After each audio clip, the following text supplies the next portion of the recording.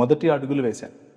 ఆ మొదటి అడుగుల్లోనే నేను స్వీకరించింది ఏమీ లేదు, కానీ కొద్ది రోజులు పట్టింది. కొద్ది రోజులు అధ్యయనం, కొద్ది రోజులు సహవాసం, కొద్ది రోజులు ఆమ్, ప్రార్థన, ఇలాంటి వాటి వల్ల నా జీవితంలో మార్పు కలిగింది.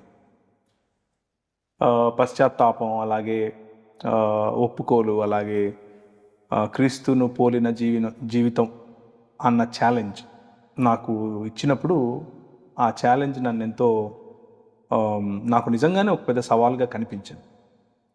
సో ఆ సవాలు నా జీవితాన్ని మార్చింది. సో నేను అప్పటి నుంచి క్రీస్తు అనుచరుడుగా ఉన్నాను. చాలా బాగుందన్న.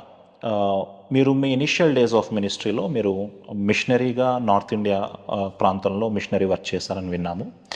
అసలు మిషనరీగా వెళ్ళాలనే ఆలోచన ఎందుకు కలిగింది మీకు? రైట్. ఆ రోజుల్లో క్యాట్ ఎగ్జామ్ ప్రిపేర్ అవుతున్నాను. క్యాట్ ఎగ్జామ్ అంటే